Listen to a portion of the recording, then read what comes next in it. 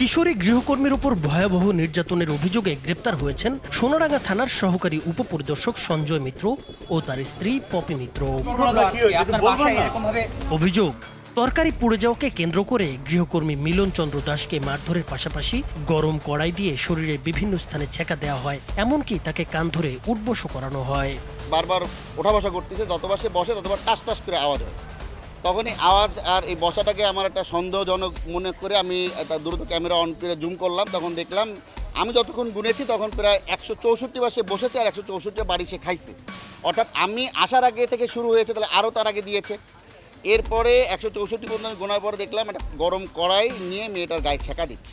আমি সমস্ত সব ভিডিও করতেছি। এরপরে মেয়েটাকে মনে বলেছে জামা গেঞ্জি উঁচা কর। মেয়েটার কালো গেঞ্জি পরা ছিল, গেঞ্জিটা উঁচু করার পরে মেয়েটার পেটে ওই গরম কড়াই দিয়ে ছেঁকা দিচ্ছে। খুলনার সোনাডাঙ্গা আবাসিক এলাকার সোলার পার্ক সংলগ্ন একটি বহুতল ভবনের বাসায় বুধবার দুপুরে এই ঘটনা ঘটে। নির্যাতনের ভিডিও সামাজিক যোগাযোগ মাধ্যমে ছড়িয়ে পড়লে তীব্র ক্ষোভের সৃষ্টি হয়। পরে ভুক্তভোগীর পরিবারের করা মামলায় গ্রেপ্তার করা হয় ওই পুলিশ দম্পতিকে।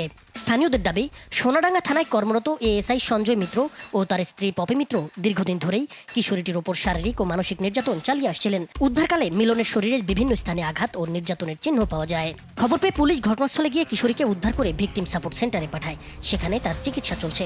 জানা গেছে, নরসিংদীর বাসিন্দা মিলন চন্দ্র দাস ছোটবেলা থেকেই ওই পরিবারের বাসায় গৃহকর্মী হিসেবে কাজ করছিলেন। ঘটনার পর মানবাধিকার কর্মী ও স্থানীয়রা দায়ীদের বিরুদ্ধে দৃষ্টান্তমূলক শাস্তির দাবি জানিয়েছেন। আসলে আমি ভদ্রলোকের সঙ্গে কথা বললাম, ভদ্রলোককে বললাম যে আপনি পুলিশ, তাই না? আমরা এই ঘটনাটা অন্য কোথাও হলে আপনার কাছে যেতাম, আপনার কাছে যেতাম। হ্যাঁ, আপনি সেক্ষেত্রে কী করতেন? উনি আমাকে সরি বললেন, মাপ চাইলেন, বললেন নেক্সট টাইম আর এটা হবে না, একটু এইটা ভাইরাল হয়ে যাবে, আমার চাকরির সমস্যা হবে, আমার মিসেসও চাকরি করে, আমরা মেয়েটাকে অনেক ভালোবাসি, ওর বাবা মা নেই। ঘটনার পরদিন সকালে ভুক্তভোগীর মা মিনতি রানী বাদী হয়ে সোনাডাঙ্গা থানায় মামলা দায়ের করেন। মামলার পরই এএসআই সঞ্জয় মিত্র ও তার স্ত্রী পপি মিত্রকে গ্রেপ্তার করা হয়। পরে অসুস্থ হয়ে পড়লে পপি মিত্রকে খুলনা মেডিকেল কলেজ হাসপাতালের প্রিজন সেলে ভর্তি করা হয়েছে। পুলিশ বলছে, ঘটনাটি গুরুত্বের সঙ্গে তদন্ত করা হচ্ছে। তদন্তে অভিযোগের সত্যতা পাওয়া গেলে জড়িতদের বিরুদ্ধে আইন অনুযায়ী কঠোর ব্যবস্থা নেওয়া হবে। মামলা নিয়ে আমার ঊর্ধ্বতন কর্তৃপক্ষের সাথে আলোচনা করছি। আমরা উক্ত বিষয়ে আমরা মামলা নিচ্ছি। মামলা নিয়ে আমাদের যে পুলিশ দম্পতি দুজন আছে তাদেরকে আমরা উক্ত মামলায় গ্রেপ্তার করেছি। গ্রেপ্তার করার সাথে একজন হঠাৎ অসুস্থ হয়েছে, যে মেয়েটা আছে পপি রানী, ওকে আমরা প্রিজন সেলে রাখছি চিকিৎসাধীন অবস্থায়। আর যেটা সঞ্জয় শাহ, ওকে আমরা কোর্টে সাবমিট করব।